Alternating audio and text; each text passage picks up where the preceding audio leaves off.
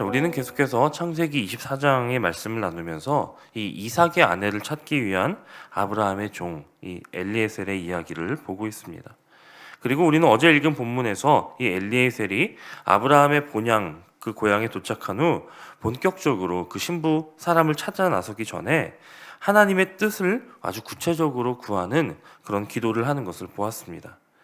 사실 하나님의 뜻을 구하는 이 엘리에셀의 기도는 우리에게 낯선 장면은 아니죠. 또 낯선 기도 역시 아닐 것입니다.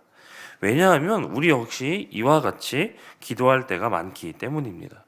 우리 역시 우리 앞에 있는 일을 두고 또 새로운 일을 시작하기 전에 이것이 하나님의 뜻인지, 그리고 정말 하나님의 뜻이라면 구체적인지, 아주 이런 징표가 있을 것인지를 나타나게 해달라고 그렇게 기도할 때가 참 많죠. 이처럼 우리 인생에서 하나님의 뜻을 구체적으로 아는 것, 하나님이 어떻게 일하시는지를 보는 것, 그것은 매우 중요한 일이라고 할 수 있습니다.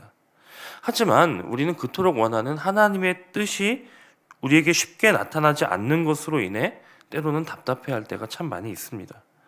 하나님의 뜻이 과연 무엇인지, 하나님의 뜻은 언제 이루어지는지를 두고 어려워할 때가 많다는 것이죠.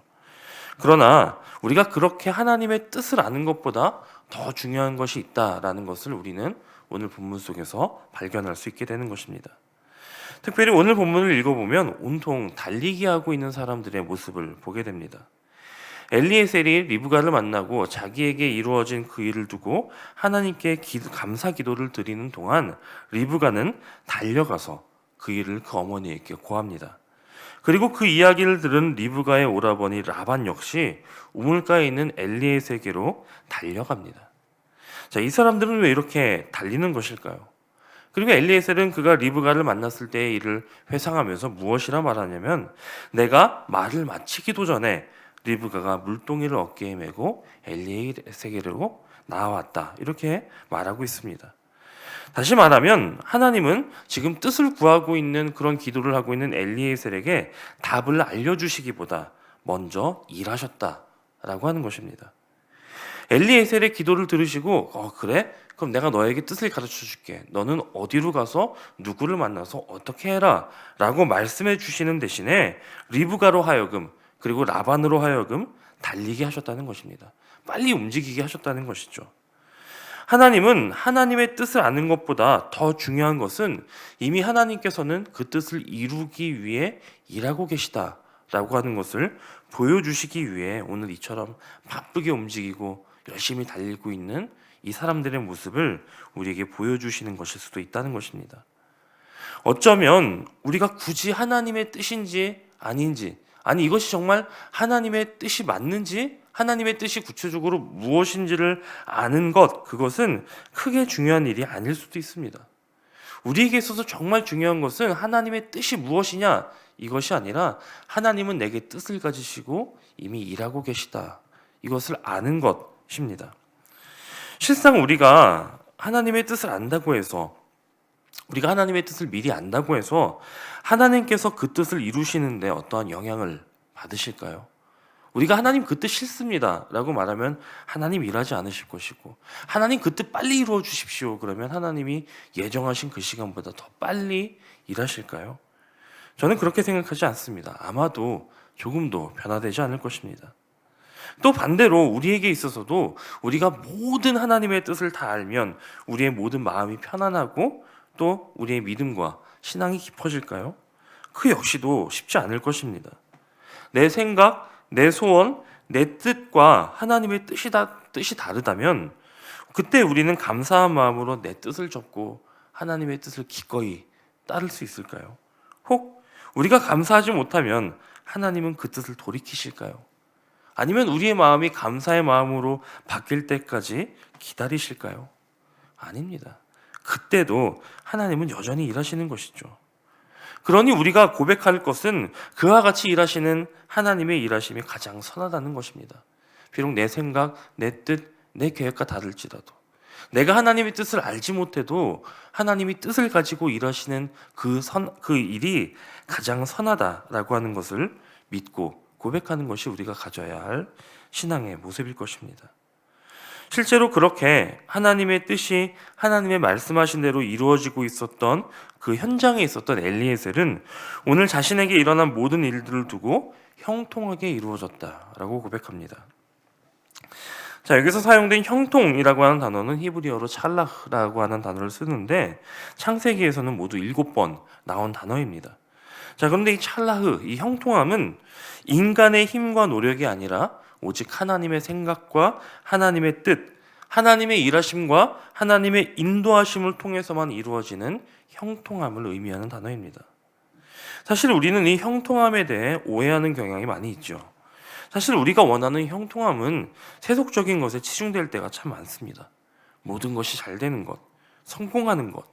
그래서 모르는 문제를 찍어도 정답이 되고 모르고 가도 서울로 가게 되고 앞으로 넘어져도 돈을 줍게 되는 그와 같이 인생이 술술 잘 되는 풀려가는 그 일들만을 두고 형통하다라고 생각하기 쉽다는 것이죠. 그러나 적어도 오늘 본문에서 엘리에셀이 고백하고 또 성경이 말하고 있는 형통은 그런 것이 아니죠. 성경은 요셉을 두고도 형통한 사람이었다라고 말합니다.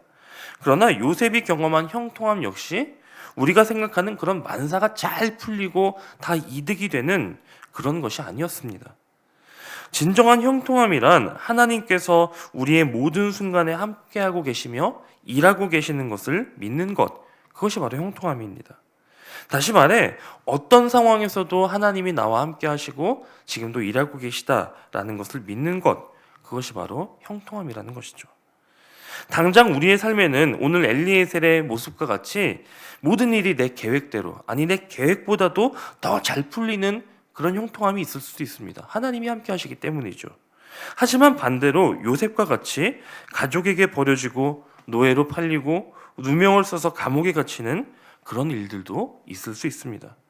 그런 모든 상황, 잘 되나 안 되나 그 모든 상황에서도 하나님께서 나와 함께 하고 계시며 모든 것을 연합하여 온전한 선을 이루게 하신다라는 것을 믿는 저와 여러분이 되시기를 바랍니다. 그래서 진정한 형통을 오늘 누리게 되는 저와 여러분이 되시기를 간절히 소원합니다. 자, 이와 같은 하나님의 동행하심으로 인한 형통함을 고백하는 사람들은요, 오늘 본문 속 엘리에셀이 보여주었던 그런 삶의 걸음을 걸을 수 있습니다. 먼저 엘리에셀은 그 주인에게 받은 사명을 그 무엇보다 귀하게 여기는 모습을 보여줍니다. 라반은 그에게 먹으라고 말하고 쉬라고 이야기합니다. 하지만 이 엘리에셀은 먹는 것보다 쉬는 것보다 자신이 맡은 그 사명을 다하는 것을 가장 중요하게 여겼습니다. 사도 바울도 그랬죠. 바울은 주 예수께 받은 사명, 곧 하나님의 은혜의 복음 증거하는 일을 마치려 하면은 나의 생명을 조금도 귀한 것으로 여기지 아니한다 라고 고백할 정도였습니다. 이것이 주님이 늘 나와 함께 하심을 믿는 사람의 삶의 모습일 것입니다. 지금 당장 내가 무엇을 누리는지, 지금 당장 내가 무엇을 얻는지가 중요한 것이 아니라 내게 맡겨진 하나님의 사명을 가장 중요하게 여기고 그 일을 이루는 것을 최우선으로 갖는 사람의 모습을 살 수 있다는 것이죠. 그렇다면 우리가 감당해야 할 주님께서 우리에게 맡기신 그 사명은 무엇입니까? 오늘 본문 속 엘리에셀에게는 이삭의 신부를 찾는 것이 그 사명처럼 보이기도 하지만 실상 그것이 않습니다. 이 엘리에셀은 하나님께서 자기의 주인 아브라함에게 행하신 일들과 그에게 베푸신 축복을 열심히 소개했다라고 하는 것을 우리는 주목해야 합니다. 아니, 리브가를 데려가기 위함이라면, 이삭의 신부를 데려가기 위함이라면 이삭을 높여주고 이삭을 드러내고 이삭을 자랑하는 것이 맞을 텐데, 엘리에셀은 그것을 말하는 것이 아니라 하나님이 아브라함에게 복을 주시고 하나님이 지금까지 나의 길을 인도하셨다라고 하는 것을 고백하더라라고 하는 것입니다. 오늘 우리가 맡을 이 사명, 우리가 해야 할 자랑 역시 하나님이어야 합니다. 하나님께서 내게 행하신 일들, 그것을 무엇보다 자랑하고 무엇보다 소중히 여기고 무엇보다 열심히 전하는 그런 사명이 우리에게 있다는 것을 꼭 기억하시기 바랍니다. 우리에게 맡겨진 먹는 것과 쉬는 것과 누리는 그 모든 것보다 이 사명이 가장 귀하다는 사실을 꼭 기억하시면서 이 사명을 이루며 사는 것이 하나님께서 우리에게 허락하시는 진정한 형통의 삶임을 기억하시기 바랍니다. 자, 이후에 진행되어지는 이 이삭의 혼담은 말 그대로 일사천리로 진행되죠. 물론 리브가의 결단과 또 실제적인 결혼이 남아있기는 하지만 이 당시 결혼문회로 이 지참금을 건넸고 부모가 승낙을 했으니 혼사는 이미 결정된 것입니다. 자, 이 과정 가운데 아무런 어려움도 없게 되죠. 이것이 바로 하나님이 함께 하시며 뜻을 행하실 때에 나타나는 결과라는 것입니다. 엘리에셀은 길을 떠나기 전에 아브라함에게 이 일을 두고 많은 걱정을 했습니다. 그 신부가 나를 따라 나서지 않으면 어떡하느냐, 그 집에서 나에게 그 여자를 주지 않으면 어떡하느냐, 많은 고민을 했지만 하나님이 일하실 때 그런 고민들은 하나도 필요하지 않은 고민이 되었다는 것을 기억하시기 바랍니다. 왜냐하면 하나님이 시작하시고 하나님이 마치시기 때문이죠. 우리 삶에도 마찬가지입니다. 우리의 모든 일을 두고도 시작도 주님께 달려있고 마침도 주님께 달려있습니다. 그 모든 과정 가운데 하나님은 한순간도 쉬지 않으시며 신실하게 그 일을 이루어 가십니다. 우리는 그 뜻을 다 헤아릴 수 없고 다 알 수 없어도 하나님은 오늘도 바로 이 시간에도 그 뜻을 온전히 이루시며 그렇게 우리를 인도하고 계시다라고 하는 것을 믿으시며 오늘도 그런 주님과 함께 형통한 삶을 누리는 저와 여러분이 되시기를 주님의 이름으로 간절히 축원합니다.